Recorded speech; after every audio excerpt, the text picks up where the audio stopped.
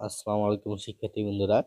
আমরা আলোচনা করব পঞ্চম শ্রেণীর বাংলা বইয়ের স্বদেশ এই কবিতাটি নিয়ে।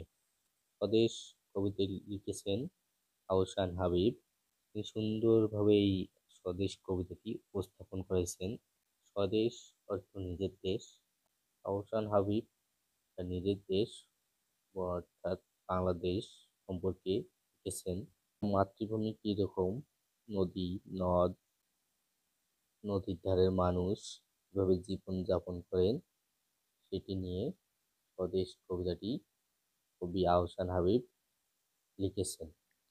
তো আজকে আমরা এই এই কবিতাটির 2 এবং 4 2 নম্বরে রয়েছে শব্দের অর্থ এবং 4 নম্বরে রয়েছে প্রশ্নের উত্তর। এই দুটি প্রশ্নের উত্তর নিয়ে আজকে আমরা আলোচনা করব ইনশাআল্লাহ। তো তোমরা তোমাদের বইয়ের অনুশীলনীতে চলে যাও। সেখানে 2 নম্বর পেজে শব্দের অর্থ সেখানে চলে যাবে। তো 2 নম্বর প্রশ্নে রয়েছে শব্দগুলো পাঠ থেকে খুঁজে বের করি, অর্থ বলি। তো এখানে যে 4টি শব্দ দেওয়া রয়েছে এই 4টি শব্দের অর্থ তোমাদের পাঠ থেকে খুঁজে বের করতে হবে এবং এর অর্থ বলতে হবে। এই শব্দের অর্থগুলো তোমরা তোমাদের পাঠ্য বইয়ের অধ্যায়ের শেষে একেবারে শেষেই যে শব্দের অর্থ দেওয়া রয়েছে ওখানে ওখানে কিন্তু দেওয়া থাকতে পারে আবার নাও থাকতে পারে। এই জন্য তোমরা অবশ্যই আমাদের এই ভিডিওটি ভালো করে মনোযোগ সহকারে দেখবে এবং তোমরা খাতায় অবশ্যই নোট করে রাখবে, পরবর্তীতে খুঁজে পেয়ে যাও। তো এখানে 2 নম্বর যে 4টি শব্দ দেওয়া রয়েছে 4টি শব্দ আছে কড়ি, টুকটুক, শিল্পী, পাখপাখালি। পাঠ খুঁজে বের করতে বলছে তোমাদের। খুঁজে বের করে এর বলি বলি অর্থাৎ তোমাকে বলতে বলছি। চলো 4টি শব্দের অর্থ দেখে নিই। তো এ হলো শব্দের অর্থ 2 নম্বরে দেওয়া। 2 নম্বরে প্রথমে যে শব্দটি দেওয়া হয়েছিল কড়ি। কড়ি অর্থ এক ধরনের ছোট সাদা ঝিনুক। এরপরে যে দেওয়া হয়েছিল টুকটুক। টুকটুক অর্থ গাঢ় এবং সুন্দর।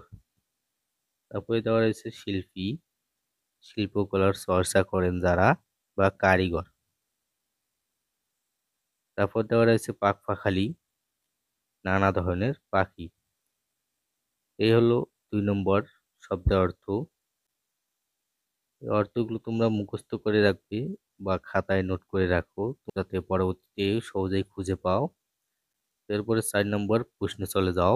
তো তোমাদের অনুশীলন 4 নম্বর প্রশ্ন বলেছে নিচের প্রশ্নগুলোর উত্তর বলি ও লিখি। তো নিচের ক নম্বর প্রশ্ন বলেছে গ্রাম বাংলার কোন ছবিটি আমাদের চেনা।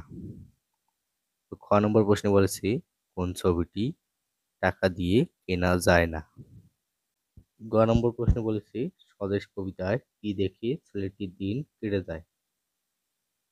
তারপর ঘ নম্বর প্রশ্ন বলেছে সব মিলে এক ছবি বলতে কি বোঝানো হয়েছে। এখানে যে 4টি প্রশ্ন দেওয়া রয়েছে এই 4টি প্রশ্ন তোমাদের যে কবিতাটি রয়েছে উপরে স্বদেশ কবিতাটি এই কবিতাটিতে সুন্দরভাবে দেওয়া রয়েছে। এই 4টি প্রশ্নের উত্তর তোমরা পেয়ে যাবে, কিন্তু তোমাদের অনেক খোঁজাখুঁজি করতে হবে। তোমরা এখান থেকে সুন্দরভাবে লিখতে পারো অথবা আমি যেগুলো লিখেছি এগুলোও লিখতে পারো। 4 নম্বরে ক নম্বর প্রশ্ন বলেছে গ্রামের কোন ছবিটি আমাদের চেনা। এর উত্তর হবে গ্রামের প্রকৃতি, নদীর জোয়ার এবং নদীতে সারি সারি নৌকা বাঁধা আছে। গ্রামের এই ছবিটি আমাদের সবার চেনা। তো এরপর খ নম্বর প্রশ্ন চলে যাও। খ নম্বর প্রশ্নে বলেছে কোন ছবিটি টাকা দিয়ে কেনা যায় না। এর উত্তর হবে নদীতে সারি সারি নৌকা বাঁধা, নদীর তীরে জারুল গাছে হলুদ পাখি বসে থাকা, নদীর ধারে আপন মনে একটি ছেলের বসে থাকা ইত্যাদি। এসব নিয়ে গ্রাম বাংলার গ্রাম বাংলার যে ছবি তা টাকা দিয়ে কেনা যায় না। গ নম্বর প্রশ্ন চলে যাও। স্বদেশ কবিতায় কি দেখে ছেলেটির দিন কেটে যায়? উত্তর হবে অন্তহীন মাঠ, যেদিকেই তাকায় সেদিকেই মাঠ। তারপর মাঠের মানুষের মাঠে যাওয়া আর হাটের মানুষের হাটে যাওয়া দেখে ছেলেটি সারাদিন কেটে যায়। পরের প্রশ্নে চলে যাও। শেষ প্রশ্নটি হলো সব মিলে এক ছবি বলতে কি বোঝানো হয়েছে? এর উত্তর হলো প্রকৃতি ও জনজীবন নিয়ে আমাদের যে ছবি, সেটিকে কবি সব মিলে এক ছবি বলেছেন। তার ঘ নম্বর প্রশ্ন এটুকু লিখলে হবে না, এরপরে তোমরা একটু সুন্দরভাবে একটি অনুচ্ছেদ তৈরি করবে। এই অনুচ্ছেদে লিখবে আমাদের দেশ নদীমাতৃক দেশ। এই নদীতে জোয়ার আসে, নদীর ঘাটে সারি সারি নৌকা বাঁধা থাকে, নদীর তীরে রয়েছে গাছপালা, সেই গাছগুলোতে সারাদিন পাখি ডাকে। আমাদের এদেশে নানান কাজের নানান পেশার মানুষ বাস করে। এই বাড়ি, বাগান, মাঠ, ফসল, পাখপাখালি মিলে যে ছবি, সেটিকে কবি সব মিলে এক ছবি বলেছেন। এখানে তোমাদের প্রশ্নে বলেছিল এক সব মিলে এক ছবি, এখানে তাই বর্ণনা দিতে হবে সব মিলে এক ছবি কিভাবে হয়েছে। এটি তোমাদের সুন্দর করে 3 থেকে 4 লাইনের একটি অনুচ্ছেদ তৈরি করতে হবে এবং সেটি লিখতে হবে খাতায়। তো তার আগে তোমরা প্রথমে একটি হেডলাইন দিয়ে দেবে প্রকৃতি ও জনজীবন। এখানে কিন্তু প্রকৃতি নিয়েও আলোচনা করেছি এবং জনজীবন নিয়েও আলোচনা করা হয়েছে। এটি নিয়ে তোমরা ব্যাখ্যা লিখে দেবে 3 থেকে 4 লাইনের। তারপর 5 নম্বরে তোমাদের কিন্তু বলছে নিচের কথাগুলো বুঝে নিন। এখানে তোমরা এই ছবিটি দেখবে, সেখান থেকে তোমরা প্যারা দেওয়া রয়েছে, এইগুলো তোমরা পড়বে এবং বুঝবে ছবি থেকে কি কি এখানে লিখেছে, কি কোন শব্দ ব্যবহার করেছে, কি কি এখানে যা দেখা যাচ্ছে এখানেও তাই বর্ণনা করা হয়েছে।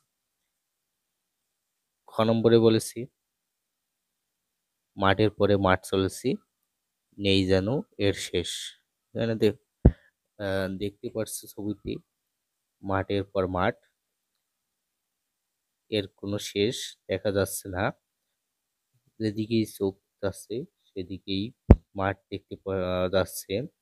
তো এটি নিয়ে এখানে লিখেছে সুজলা সুফলা শস্য শ্যামলা আমাদের এই বাংলাদেশ, মাঠে মাঠে ফসলের ক্ষেত, বাতাস বয়ে যায় তার উপর দিয়ে, মনে হয় নদীর ঢেউ মাঠে ছড়িয়ে পড়েছে, অবারিত খোলা সবুজ মাঠ, মাঝে মাঝে গ্রাম আবার মাঠ, গ্রাম মাঠের সাথে মিশে যায়, মনে হয় সব কিছু মাঠের উপাদান, মাঠের পর মাঠ চলে গেছে, কোথাও যেন শেষ হচ্ছে না।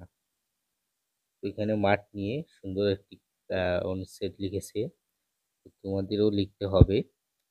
প্রশ্নে তোমাদের দেওয়া থাকতে পারে একটি সুন্দর ছবি, এখান থেকে তোমাদেরও সেই ছবিটি দেখে সুন্দরভাবে 5 থেকে 7 লাইনের একটি অনুচ্ছেদ লিখতে হবে। গ নম্বরে বলেছে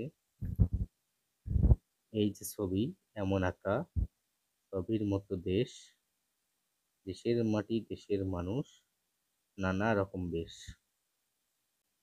এখানে লিখেছি নদী, নালা, পাহাড়, হাওর, সমুদ্র সব মিলে এদেশের ছবির মতো। এদেশের প্রতি ঋতু বৈচিত্র্যময়, প্রকৃতি মাঝে মাঝে রং বদলায়, যেমন ছবিতে নানান রং ব্যবহার করা হয়, তেমনি এদেশের মানুষজনও নানা রকমের বেশভূষা পরেন। এই ছবিটিতে নানা রকমের পোশাক ও নানা রং, সেই পোশাকে রয়েছে এই রং এবং প্রকৃতির যে রং রং বদলায় এটি নিয়ে একটি অনুচ্ছেদ লিখেছে। এগুলো তোমরা মুখস্থ করতে বলে নাই, তোমরা শুধু দেখবে, সুন্দর করে বুঝে বুঝে পড়বে।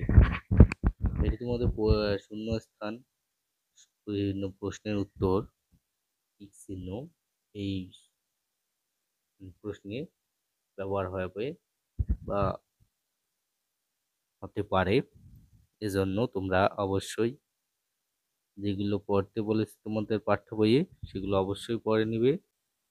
তো এই হলো তোমাদের 2 এবং 4 নম্বর প্রশ্ন এবং শব্দের অর্থ দেওয়া হয়েছিল সেগুলোর উত্তর। এবং 5 নম্বরে যেটা তোমাদের বুঝে পড়তে বলেছে সেটা তোমরা অবশ্যই পড়ে নিবে।